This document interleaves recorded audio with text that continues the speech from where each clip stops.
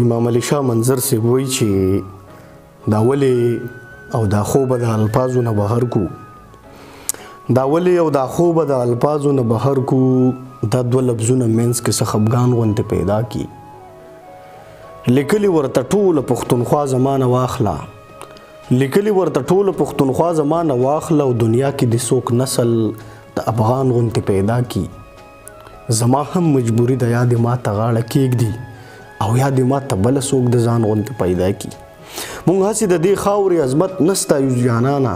مونږ هسې د دې خاورې عظمت نه ستایو جانانه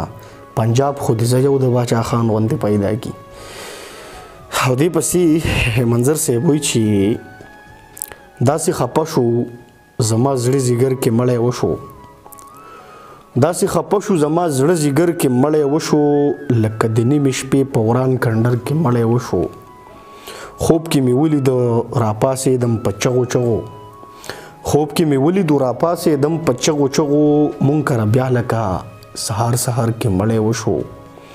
او دومره حساس یم چې میږی هم چرته مړ ووینم دومره حساس یم چې میږی هم چرته مړ ووینم په منډه راشم مور ته وایم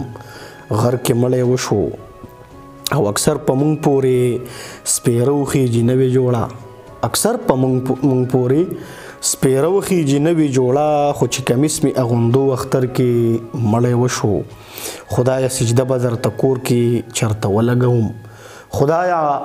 سجده به درته کور کې چرته ولګوم جومات نه ویریدم ستا په در کې مړی وشو او که دا څو کسه د پښتون سره جنت کې هم وي که دا څو کسه د پښتون سره جنت کې هم وي نو بیا به واورې د جنت په ور کې مړی وشو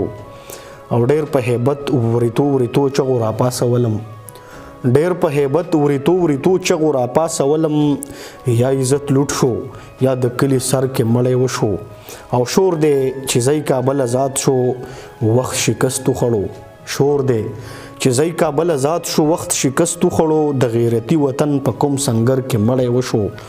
او خو چې درز اورم نصري ویني د جومات ناراضي خو چې درز اورم نصري ونی د جومات ناراضي او نه څوک په چرچ کې مړ شو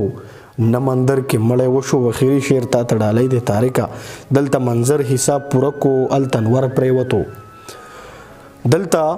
منظر حساب پوره کړو هلته انور پرېوتو ځان سره وایي څه ښایسته منظر کې مړی وشو د پیر امام علي شاه منظر صاحب دغه شعرونه ټولو پښتنو ملګرو ته د شپې په دې خاموشۍ کې په پښتنه مینه باندې ډالۍ دي د تاریک ملګري مننه کومه چې دغه د کیمرې تر شا ناست او په موبایل کې ګوتې وایي شعرونو ته یې پام هم نه دی خو بهرحال بیا مجبوري ده مننه به له خامخا کوم ځکه چې د کیمرې تر شا ناست دی نو طارق صاحب ډېره زیاته مننه پلي خو دې چیچلي پوستکي موستکي دې غورځولي دي خدای خیر وکړي قهوه دې مور بس څښلې وګوره مونږ کله کله ګورې ګپ کله کله به ګپ هم لګو